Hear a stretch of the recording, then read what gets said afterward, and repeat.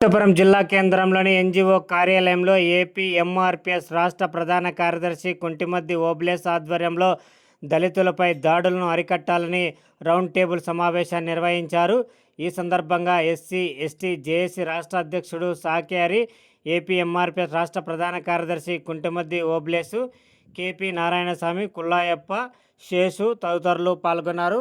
ఈ నేపథ్యంలో భాగంగా మంగళవారం ఉదయం 11:50 సమయంలో అనంతపురం నగరంలోని రౌండ్ టేబుల్ సమావేశాన్ని నిర్వహించారు. ఈ కార్యక్రమంలో ఎంఆర్పీఎస్ నాయకులు, దళిత సంఘ నేతలు తదితరులు పెద్ద ఎత్తున సమావేశంలో ఒక్కటే నిర్ణయం, ఏదైతే విజయవాడలో జరిగినటువంటి పోలీసులు చేసినటువంటి హత్య, వాళ్ళు పెట్టిన టార్చర్కి ఆ పిల్లోడు ఆత్మహత్య చేసుకోవడము పోలీసులు చేసిన హత్యే, ప్రభుత్వం చేసిన హత్యగానే పరిగణిస్తున్నాం. కాబట్టి ఈరోజు పేరుపోగు వెంకటేశ్వరరావు గారు దాదాపుగా 30-35 సంవత్సరాలు అనేక ఉద్యమాలు ఉమ్మడి రాష్ట్రాల్లో చేసినటువంటి నాయకుని కొడుకు చనిపోతే కనీసము వాళ్ళ ఇంటికి పోయి పరామర్శించినటువంటి పాపాన పోలేదు.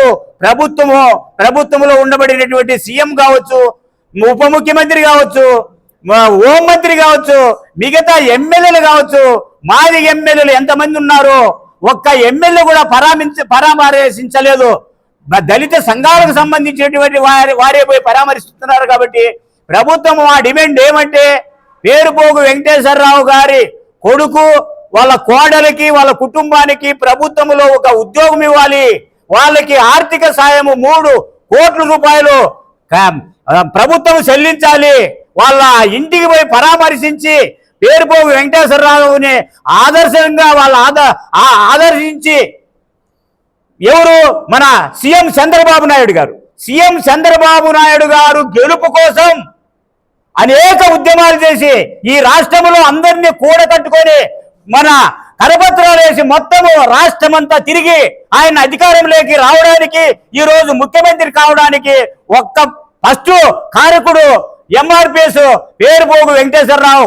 కాబట్టి వెంటనే ప్రభుత్వం స్పందించి వాళ్ళ ఇంటికి పోయి డిమాండ్, ఇక్కడ వచ్చినటువంటి నా దళిత సంఘాల సోదరులందరూ కూడా డిమాండ్ చేస్తున్నాము.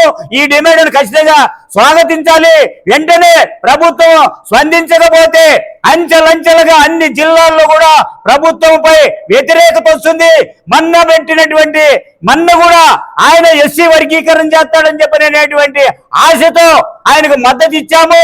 ఆయన మద్దతు ఇచ్చిన దాంట్లో దళిత ఓట్లు, మాదిగల ఓట్లు ఎక్కువ శాతము చంద్రబాబుకు పడినాయి, వాళ్ళ ఎమ్మెల్యేలకు పడినాయి. కాబట్టి ఆయన కోసము కరపత్రాలు తీసుకొని రాష్ట్రమంతా పేరుపోగు వెంకటేశ్వరరావు మాలాంటి వాళ్ళను కూడా అందరినీ మొబైల్ చేసి ప్రతి జిల్లాలోనూ ఉద్యమాలు చేసుకుంటా పోయినందుకు మన ప్రభుత్వము, టీడీపీ ప్రభుత్వము ఆయనకు కానుకగా ఆయన కొడుకుని పోలీసులతో చంపించిండేదే ఆయనకు ఒక మంచి కానుక ఇచ్చినారని చెప్పని బాగా వ్యక్తం చేస్తున్నాము. కాబట్టి వెంటనే ప్రభుత్వము ఏదైతే మన పేరుపోగు వెంకటేశ్వరరావు కొడుకే కాదు, అంతకు ముందు కూడా ఒక క్రాంతి అనే పిల్లోడిని కూడా చంపేసినారు. అదే కాకుండా ప్రతి జిల్లాలో కూడా మాదిగల పైన, ఎస్సీ ఎస్టీ బీసీల పైన అనేక దాడులు, మరణాలు, సావులు, అత్యాచారాలు అనేకంగా జరుగుతుండే. వెంటనే ప్రభుత్వం వీటికి పులి స్టాప్ పెట్టాలి. చంద్రబాబు నాయుడు లేదంటే పంచలంచెలుగా ఉద్యమాలు చేస్తాం.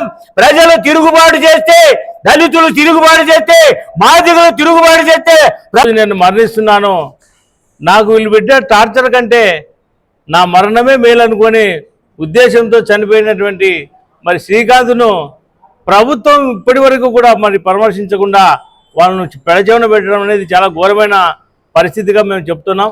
అయితే ఈ సంఘటన జరిగిన తర్వాత కూడా మరి పోలీసును సస్పెండ్ చేయడమో, పోలీసును విఆర్లో పెట్టడమో కాదు మాకు కావాల్సింది. ఫస్ట్ ఎఫ్ఐఆర్ చేయండి.